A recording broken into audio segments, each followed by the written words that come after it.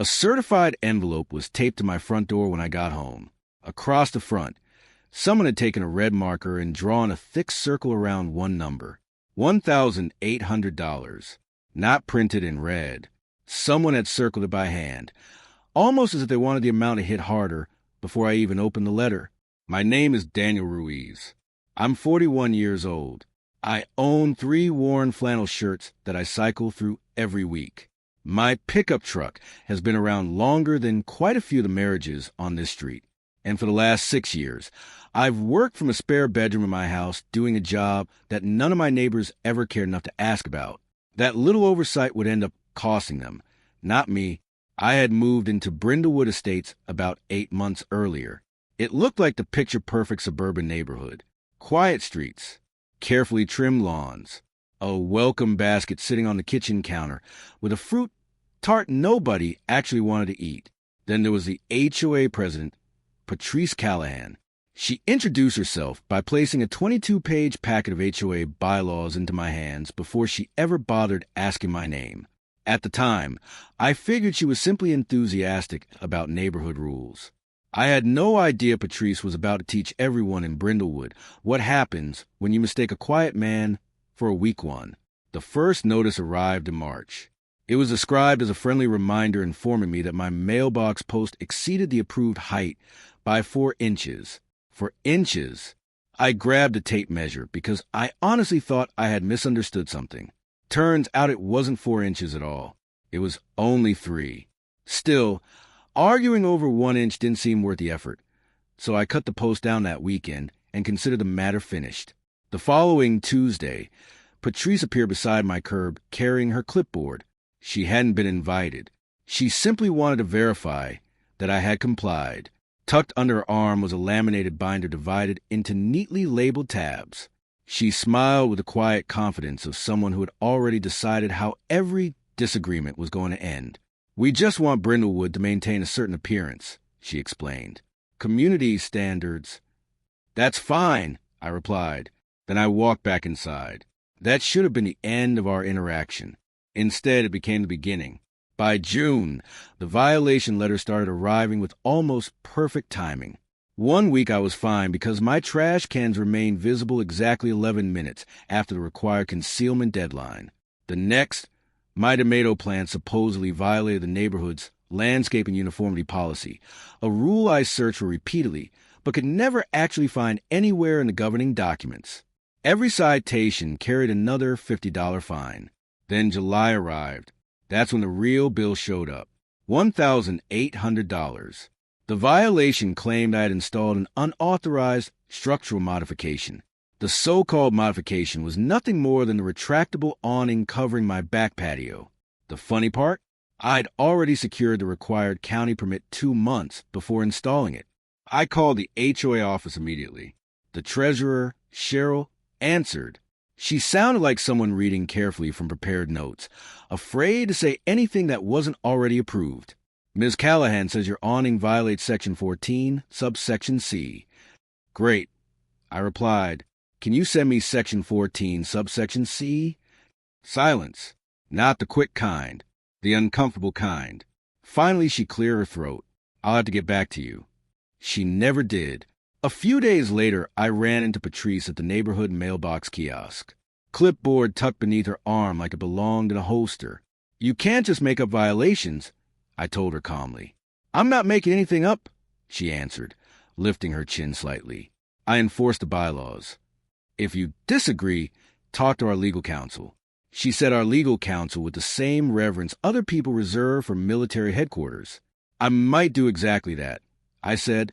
She laughed. Not a polite chuckle. An actual laugh. "Good luck," she said.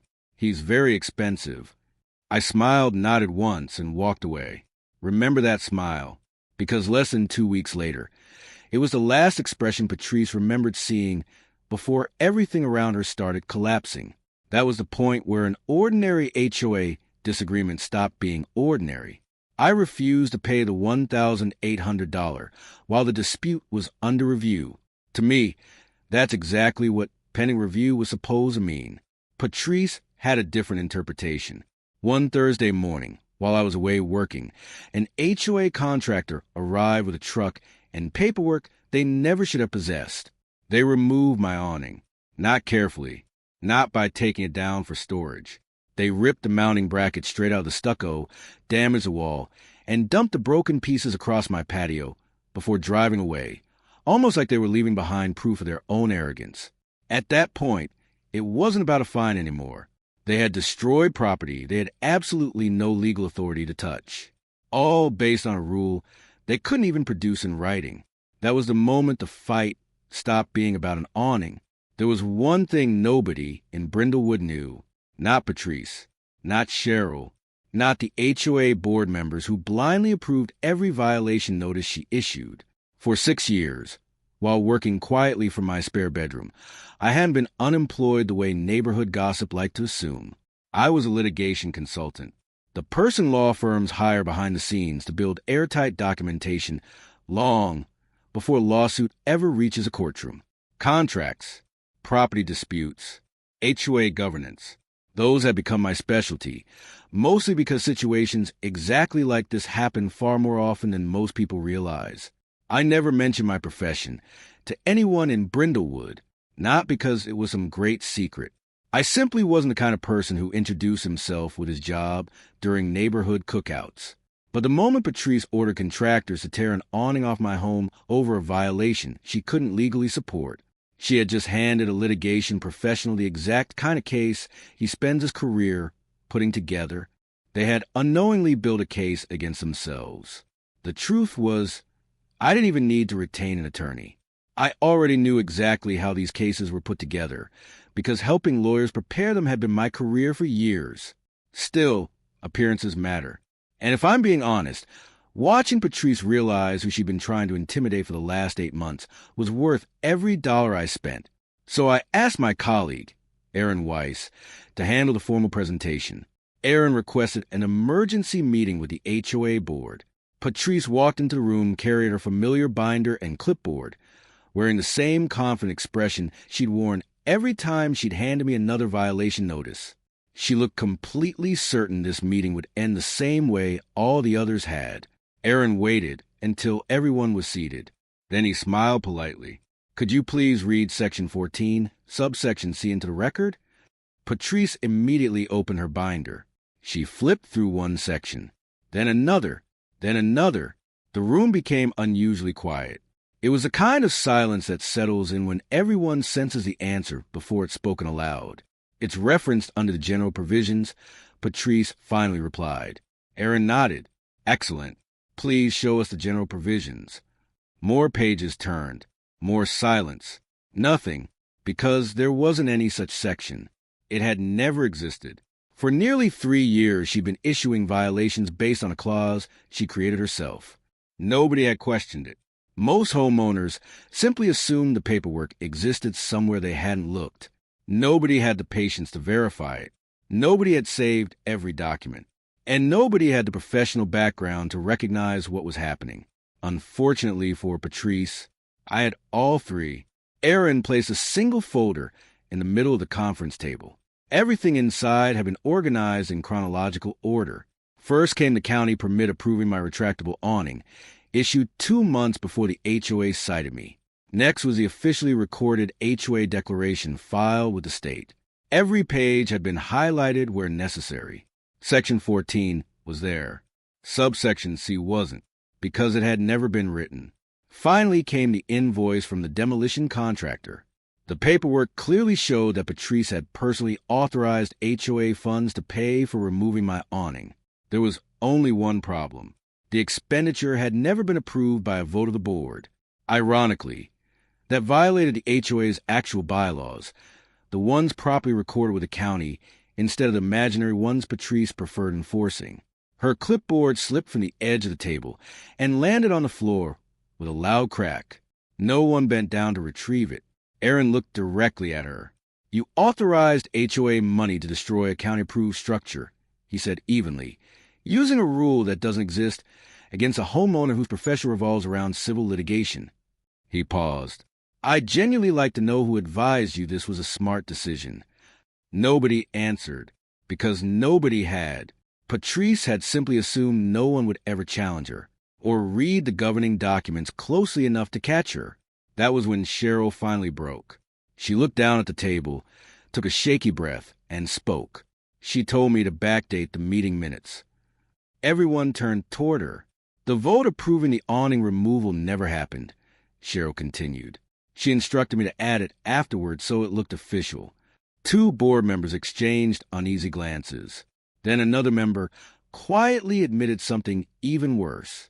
The emergency reserve fund Patrice claimed she had used wasn't actually being spent on emergency repairs. Large portions of it had been drained over the previous year to cover budget shortfalls created by fines the HOA had no legal authority to collect. Those same funds eventually paid a landscaping company owned by Patrice's brother-in-law. By the time that meeting ended, nobody was talking about my $1,800 fine anymore. The discussion had grown far beyond one homeowner. It had become a potential fraud investigation supported by nearly 3 years of documents. Every invented violation, every unauthorized expense, every altered record. Patrice had assembled the paper trail herself. She simply never imagined someone else would organize it first. 2 weeks later, the county officially opened an investigation into the HOA's financial records. Before the board could schedule a vote to remove her, Patrice submitted her resignation. Everyone in Brindlewood understood exactly why. Cheryl remained as treasurer after fully cooperating with investigators and helping straighten out the association's records. As for my awning, the HOA paid to rebuild it from start to finish. Along with the repairs came a formal written apology. I hadn't requested one, but I certainly wasn't going to refuse it. There were no dramatic arrests, no television cameras, no sensational headlines, just a slow, methodical collapse of years of bad decisions. For the first time in 3 years, every homeowner finally received copies of the HOA's actual governing documents instead of whatever version Patrice had been enforcing. The following Sunday, I sat beneath my newly installed awning with a fresh cup of coffee. For the first time since March, no violation notices appeared. No clipboard, no surprise inspections. Just peace. A kid who lived a couple of houses down pedaled past on his bicycle. He slowed down long enough to ask, "Is it true you're a lawyer?" I smiled. "Not exactly," I answered. "I just spend my life reading contracts." He shrugged as though that somehow explained everything, then pedaled away. Honestly, that's all this ever was. No hidden talent, no secret identity. Just someone willing to read every line of the fine print in a neighborhood where everyone else assumed there wasn't any reason to. So now I'll ask you the same question. If your HOA demanded $1,800 over a rule that didn't actually exist, would you quietly pay it to avoid the conflict? Or would you ask them to show you the paperwork first? Let me know what you'd do. I already knew my answer. I just never expected I'd have to prove it.